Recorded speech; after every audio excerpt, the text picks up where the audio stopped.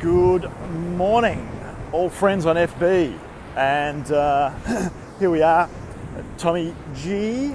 We're on the Better Tune In, episode number 2, and today we're going to learn a little bit more about fat.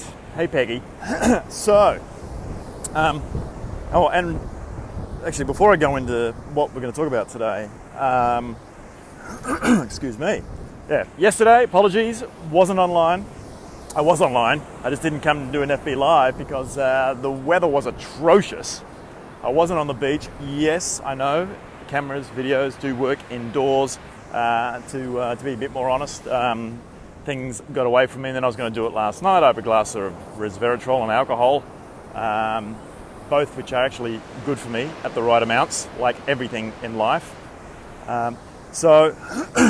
Anyway, enough excuses. Fat. Oh, sorry, one other thing. So, just to sort of set the scene here, as this series is going to evolve as I evolve, as we all evolve. And on the last one, I also asked for a bit of help. Thank you for feedback on what I'm doing with the Superhuman Futurist.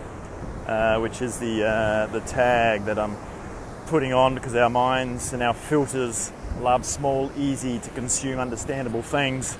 We've got to try and dumb it down into 2 words, so to speak, so that people can understand whether they want to listen or not to stuff that I've got to say. So we're playing with the Superhuman Futurist at the moment. To me, it's a little passive, and I don't want to just be someone that's trying to position themselves as an expert. And yes, I do have the capability for vision and future stuff, and I love future stuff, but it's not just talking about it, because I'm into also wanting to be more active in change and helping people become superhuman them. So we're still working on the name. It might change a bit, right? Now, the other thing is that I've been coming to you with a lot of information over the last couple of years, which has been around what we now call biointelligence, there's biointelligence, basically biological data, and specific to humans, right, in this case, and epigenetics is one big part of that, because it's the cutting edge of where biointelligence is. You know, there's a lot of math, a lot of calculations that go into getting more and more accurate with genes and epigenetics in relation to genes. In other words, how the environment around your human cells impact you. And because we all have different DNA inside the chromosomes, which is inside our cells, we need to take, and we can today, take a personalized approach to that. All right? The next step and of my evolution, which for those that listen and want to act on certain things rather than just having some intellectual nourishment, is the field of here it comes, are you waiting? Drum roll. Bioenergetics. Super fascinating. Hey Pratyush, how are you, man? You give some waves back here. So bioenergetics is the next wave of medicine, I'm sure. So I'm acting as the futurist now, the superhuman futurist. Super exciting field, fascinating field, and it's all to do with what we're consuming actually day to day. A lot of frequency. At the moment we've had the 5G thing happening. Yeah, geez, you've got to be careful about everything you say these days so you don't get censored off what's becoming the mass media of the current day platforms. But we are consuming frequencies from the electricity in our houses, from all sorts of devices, from routers to phones, etc. And it's like food. It's the same damn thing. It is absolutely the same. Hey Amanda, Ian, how you doing, buddy? It's the same thing.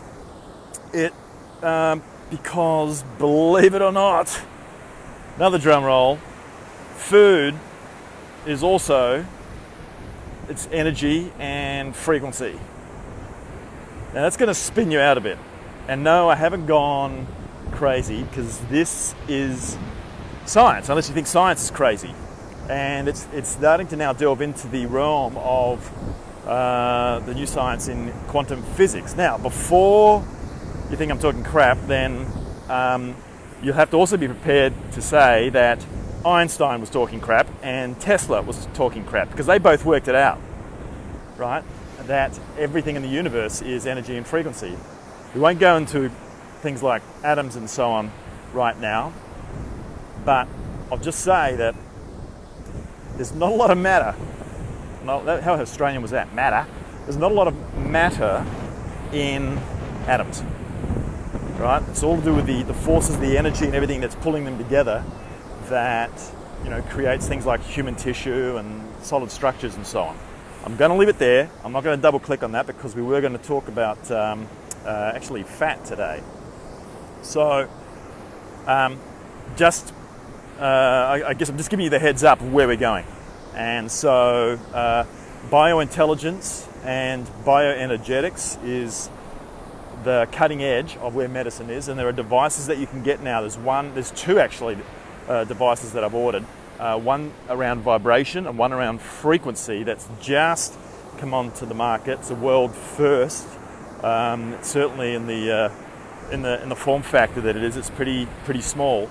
That I have been testing, and actually, well, I got one loaned to me, tested, and then I decided to get one to run some more tests, but I got some immediate results. More about that later. So, or if you want to learn more, hit me up on Messenger, and I can, we can talk about it. But fat. So, talking about energy, fat and sugar are the best known two. That seems to be top of mind for everybody, and that, you know, we're having too much sugar. We do need some sugar, so let's not go and completely poo-poo all over sugar. I've been in states where I haven't had enough sugar, and because I've been, you know, hitting up on stevia and monk fruit and so on, which are great, fantastic natural substitutes.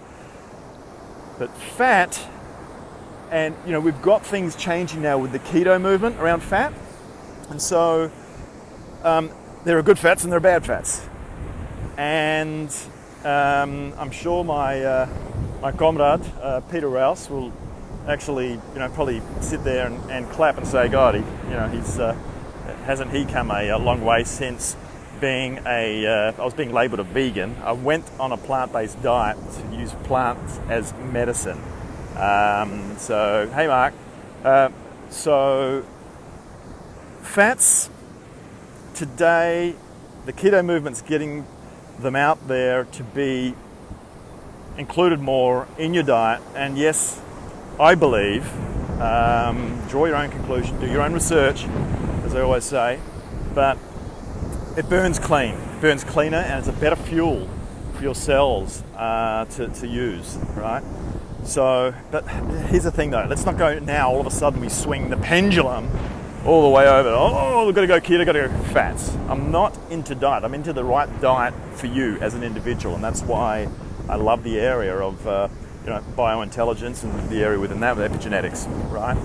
So fats to watch out for though, and you may think they're good because they're coming from plants. It's the seed fats that industry has got its claws into, that has industrialized. And, you know, it's either GMO'd or it's been glyphosated or, you know, screwed up in some way, because all of a sudden it went from maybe some honourable intention at the beginning of building scale and governments incenting organisations to build scale to, you know, build more food so there was more calories available for people. You know, it's like in the age of, more is good. Now it's the right size is good for each individual. And so with seed fats, you've got to be careful, like with the canola oils and polyunsaturated stuff, right? What other seed? What have we got? Sunflower oil, safflower oils, all the seed oils. You really got to be careful. And these are insidious little buggers because they really create a reasonable amount of radical damage in your system. What sucks is just about all the healthy stuff you look out and you read the back of the pack and you'll see these seed oils are what they're using a lot of the time. So you've got to be really careful. They also, you have the trans fats and the, what they now call hydrogenated fats is the way marketing's trying to shift this around. Because trans fats are becoming illegal now, especially in the US, I believe. Mark, you can correct me if I'm wrong there. And they're still labeling, with the labeling laws, trying to get around it with using, I think, hydrogenated fats as the term. But seed oils in general, too much is not good. Our diets are really omega-6 heavy, and we've got to shift that. So a lot of the crap food, processed food, huge amount of omega-6, you've got to get your balance right of omega-3 to 6 and the amount of short-chain fatty acid or omega-3s that you've got in your system as well to the right quantity. At the moment, everybody's generally having too much. If you want to go and change that, then, the right, not just plant-based diet, but, if you get yourself epigenetically checked, and that's easy to do, actually. All you need is a tape measure, believe it or not. So if you want to learn how, then you can hit me up on that one as well. But fats and certain animal fats are fine. That's where Dr. Rouse is going to go, oh my God, did he just say that? Yes, absolutely. For me, salmon, and interestingly, it fits with my heritage diet, fish tends to be pretty high on my list. And you know what? I will eat the occasional lamb if it's clean. So the problem is that we're getting these, if it's dirty keto or dirty fats or dirty meats. So, if I'm in a restaurant and I can learn that, the fish wasn't farmed, or occasionally it's like, okay, once in a while, it's not going to kill me. So you're getting that balance. And with the meat, where did the meat come from? Was it, is it clean meat? Was it organically fed? Farm pasteurized, grass fed? What was sprayed on the grass? If you want to get really anal. So the whole philosophy here is getting what's right for you, but then moving above that to, if you want to go superhuman, into superhuman mode, not only what's right for you, but then looking at energy medicine as well. And that's what we're going to see a proliferation of as we move into the future, is a lot more frequency type stuff. This is not new. This has been around for a while, and a lot of the, from chiropractors to osteopaths, naturopaths, and so on, have this as a modality in their practice. And the stuff, I believe the stuff works, and for two reasons. I'm checking out the science and it's making sense, and also I've had my own experience. And the applications for things around frequency. Remember, this is not, everything is frequency and energy, as I said before, right? Just ask Tesla and Einstein. Well, you can't ask them, but just go and look it up. So if you can transmit the right frequencies for each individual, so as we move from epigenetics, which was the frequency really of food, what is the right frequencies that you need to be ingesting in food form, right, which is more in the matter form, which everybody understands, but also what about frequencies, things you don't see? You switch on a radio, all of a sudden it decodes into frequencies we can hear. Go figure, right? So just because you can't see it and can't feel it doesn't mean it's not happening. And that's where I think humanity is at the edge of right now, is starting to understand the stuff that's beyond what they can see, hear, smell, taste, and feel. So, thanks, Amanda. Good to see, blah, blah, blah. Yep, okay, there we go. We should reconnect. So yeah, look, back on FB, but I'm not going to be doing the half an hour long. I think I've hit my 15-minute mark, which I promised would be, a transit time length FB lives. So there's no pretty overlays and tops and tails and all that sort of stuff, which you may have seen on the other platform, the business one, because we do have a group set up over there for executives as we're bringing the soul back into business.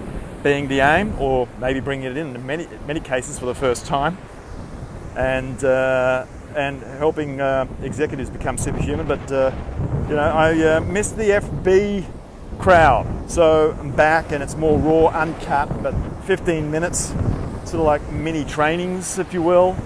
We're on an exciting frontier of some new stuff that I'm going to be bringing forward. So that's it, guys. Have a great morning, afternoon, evening sleep, whatever you're doing right now. And I think we're about to get some rain again here on the not so gold today coast. And have a great weekend. We'll see you on Monday. Hopefully here on the beach with some better weather. At least the Bureau of Meteorology says it's going to be pretty sunny for the week. So, all right, have a great one, and we'll see you on the next Better Tune In. Tommy G, the superhuman, currently futurist. Catch you on the next